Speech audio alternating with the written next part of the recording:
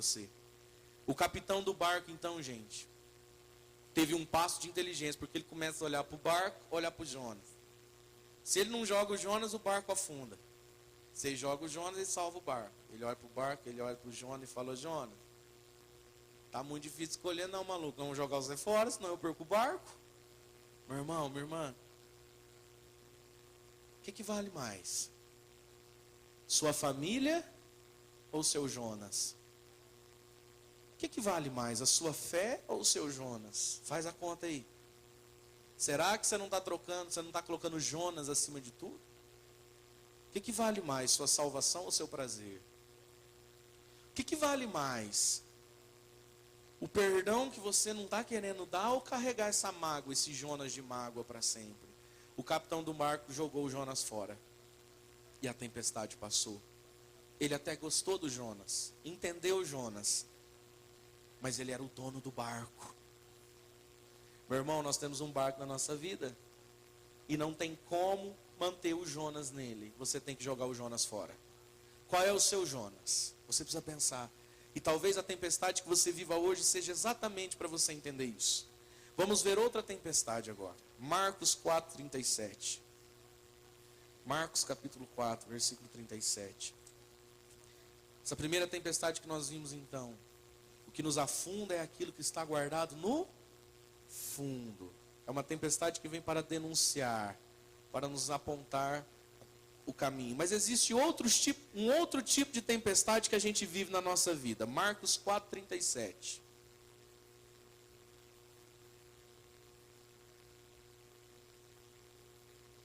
Marcos 4:37. Melhor, vamos começar no capítulo 5. No versículo 35. Marcos 4:35. Naquele dia, ao cair da tarde, Jesus disse aos discípulos: passemos para a outra margem. Eles despediram a multidão e levaram Jesus do jeito como estava consigo no barco. Outros barcos o acompanhavam. Versículo 37. Veio então uma ventania tão forte que as ondas se jogavam dentro do barco, e este se enchia de água. Jesus estava na parte de trás, dormindo sobre um travesseiro. Os discípulos o acordaram e disseram: Mestre, não te importa que estejamos perecendo?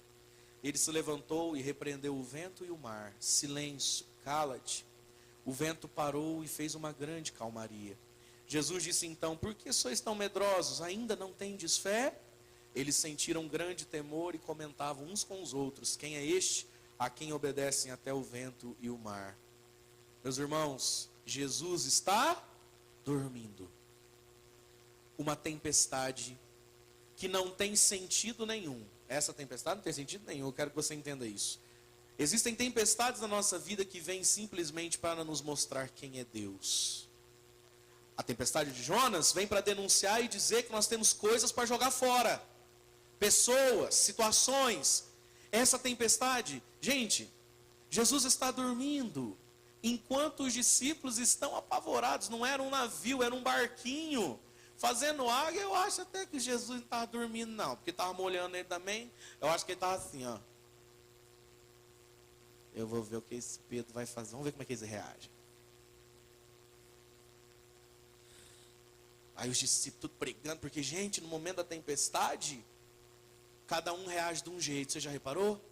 Eu fico imaginando essa tempestade, como é que Pedro, porque Pedro era o dono do barco. Eu acho que Pedro roubou uma cumbuquinha jogando água fora, por quê? Pedro era o homem da atitude, Pedro era o líder, Pedro era o cara que vamos lá, vamos fazer, não vamos deixar para depois, está afundando. Essa foi a reação de Pedro. E João, o mais novinho? João não era de fazer não, João era o homem da oração. Deus provei, eu não posso morrer. Deus proverá, eu vou aprender a nadar. Deus morreu.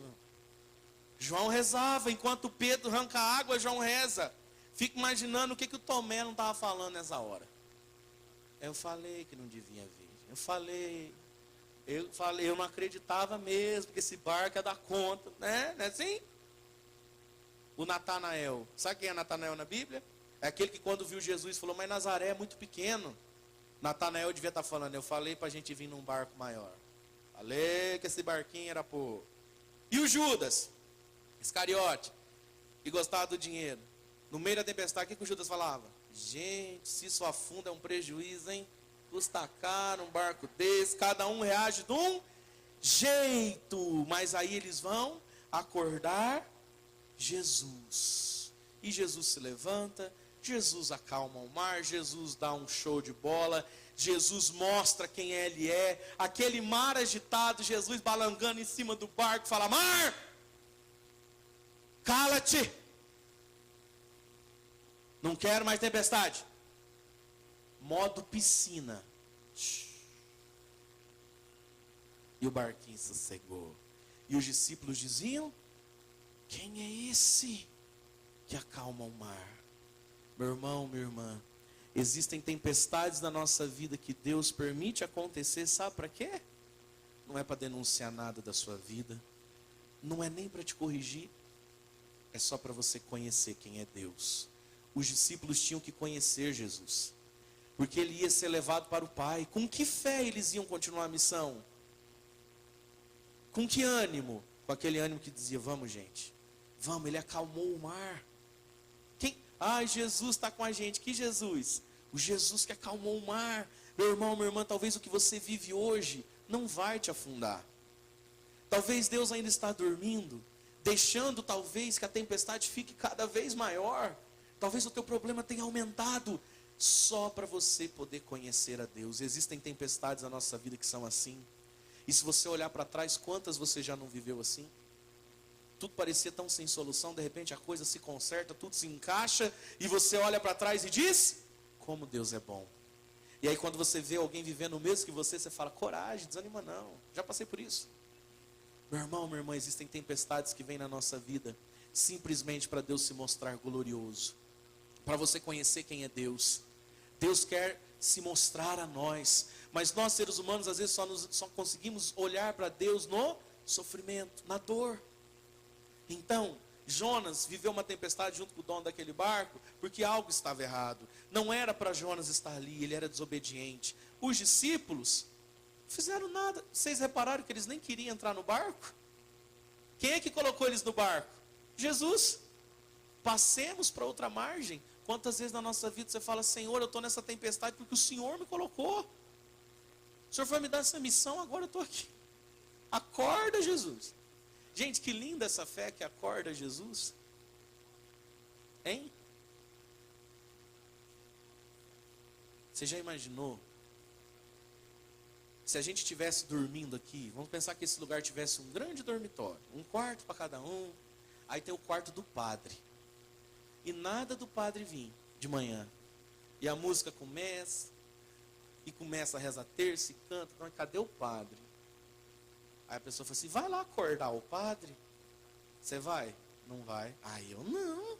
Vai lá você. Né, Giovanni? Se um dia eu perder a mim de manhã, Leandro, ninguém vai me chamar, só o Giovanni tem coragem de ir. Proximidade. Gente, os discípulos olhavam um para a cara do outro e falaram: gente, alguém vai ter que acordar Jesus. Alguém tem que se aproximar, bater no ombrinho e falar: Jesus. Jesus? Jesus? Que nós estamos afundando.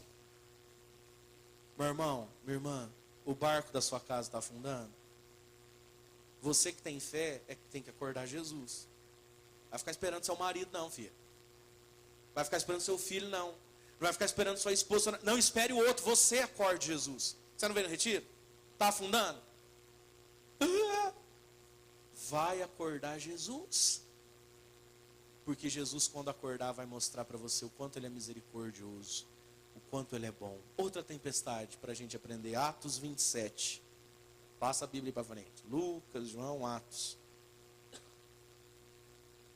Atos dos Apóstolos, capítulo 27. Versículo 18. É uma história longa, eu vou ler só um pouquinho do versículo e vou contando o resto da história para a gente ter tempo aqui. Atos 27, versículo 18. Acha aí, Atos 27, o versículo é 18.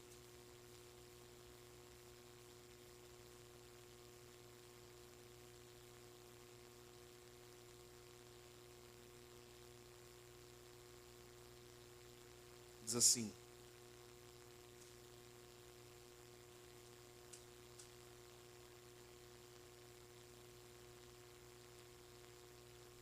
Então vamos começar ali no 13, só para dar sentido melhor. Atos 27, 13. Paulo entrou num barco e está indo para Roma, ok? Quando começou a soprar uma brisa do sul, eles julgaram poder executar o projeto de viajar. Levantaram âncoras e foram costeando Creta mais de perto. Pouco depois, desencadeou-se do lado da ilha o furacão conhecido como Euraquilão. Incapaz de resistir ao vento, o navio foi arrastado violentamente e ficamos à mercê dos ventos. Passamos rente a uma pequena ilha chamada Cauda, com dificuldade conseguimos recolher o bote. Após tê-lo içado, os tripulantes usaram expedientes de emergência. Cingiram o navio com cordas de segurança e, temendo encalhar em Sirte, desceram a âncora flutuante e ficaram à deriva. Quando no dia seguinte fomos violentamente sacudidos pela tempestade, começaram a jogar a carga no mar. No terceiro dia, com as próprias mãos, lançaram ao mar o equipamento do navio. Por vários dias não vimos nem o sol, nem as estrelas, e a violenta tempestade continuava a nos ameaçar. Já tínhamos perdido toda a esperança de salvação. Estávamos muito tempo sem comer nada. Então Paulo se pôs de pé no meio deles e disse: amigos, se vocês tivessem me escutado e não tivessem saído de Creta, teríamos evitado este prejuízo. Apesar disso, aconselho que sejais corajosos, porque ninguém de vós vai morrer, só perdereis o navio. Esta noite me apareceu um anjo do Senhor, a qual eu pertenço e a quem eu adoro. O anjo me disse: não tenhas medo, Paulo. Deve comparecer diante de César, e Deus concede a ti a vida de todos os teus companheiros de viagem. Portanto, coragem, amigos. Tenho confiança em Deus de que as coisas acontecerão como me foi dito. Entretanto, vamos encalhar em alguma ilha. Muito bem. A leitura continua dizendo, então, que o navio afunda, ninguém morre, e que eles vão parar numa ilha chamada Malta. Quando eles chegam na ilha de Malta, é um frio rigoroso. Paulo, ao pegar gravetos para fazer uma fogueira, uma cobra vem, uma serpente vem e se enrosca na mão de Paulo e o morde. Todos acham que Paulo vai morrer. Paulo sacode a cobra no fogo, não morre. Isso se torna um grande testemunho. A ilha tinha um dono que se chamava Públio, que tinha um pai doente. Então esse Públio vai, chama Paulo, ele ora pelo pai de Públio, o pai fica curado e Paulo então pode evangelizar toda a ilha. Muito bem, meus irmãos. Quero que você entenda aqui uma coisa. Nós estamos vendo 3 tempestades que a vida nos traz. Uma, para denunciar que a gente está com coisa errada no porão da vida. Outras vêm simplesmente para Deus se mostrar misericordioso. Paulo enfrentou, terceira tempestade que a gente está vendo que a gente enfrenta. 15 dias, sem sol, sem estrela, sem comer no frio. E Paulo então tem uma visão e diz o quê? O barco não vai afundar? O barco vai afundar, mas ninguém vai morrer. Meus irmãos, as pessoas, aquela tripulação achava que abrindo mão das coisas, a tempestade ia passar. Mas não ia passar, o navio ia afundar. O que a gente pode aprender desse fracasso de Paulo e dos tripulantes? O navio vai afundar, mas você não vai. Algumas tempestades entram na nossa vida, meus irmãos, para Deus nos mostrar o compromisso que Ele tem de nós, conosco, e para fazer de nós um testemunho. O navio afundou, mas ninguém morreu. A sua empresa pode afundar, você não. Entende isso? A tua família como um todo, pode todo mundo virar evangélico, macumbeiro, saravá, você não.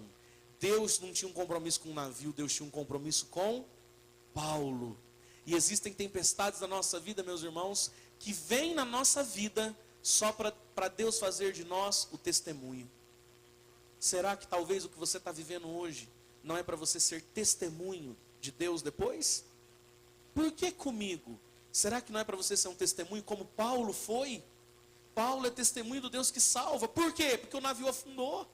Se não tivesse afundado, ele não tinha testemunho. Entende isso? O barco afunda, mas você não, porque Deus te ama. Veja, meus queridos, existem tempestades que vêm para nos corrigir a vida. Existem tempestades que vêm para a gente conhecer mais de perto a Deus. E existem tempestades que vêm para fazer de nós testemunhos de Deus. Esses são os 3 motivos pelos quais Deus permite tempestades na nossa vida. Ou é para nos corrigir e a gente achar o Jonas, ou é porque Deus vai se mostrar tão glorioso e misericordioso e você vai conhecer ainda mais a Deus. E quantos de nós crescemos na fé quando sofremos? Quantos de nós voltamos para Deus quando sofremos? Mas existem tempestades também que Deus permitiu na sua vida, na sua história, para que você seja o testemunho. A tempestade da leucemia, para que ele seja um testemunho. A tempestade da menina que eu falei ontem à noite, que o bigato comeu o olho dela inteirinho por dentro, foi em tudo que é médico desse Brasil, ninguém achava. Por que essa tempestade? Para ela ser o testemunho. Por que será que Deus permitiu aquele outro homem ir perdendo partes da coluna? Para ele ser o testemunho. É uma tempestade? É, e o navio afunda. Mas ninguém vai morrer. Meu irmão, você não vai morrer na tempestade que você está vivendo, porque Deus tem um compromisso com você. Deus ama você. Essa tempestade você não vai morrer. Pode ser que a tua vida financeira morra nela. Pode ser que amizades morram nela. Você não vai morrer. Amém?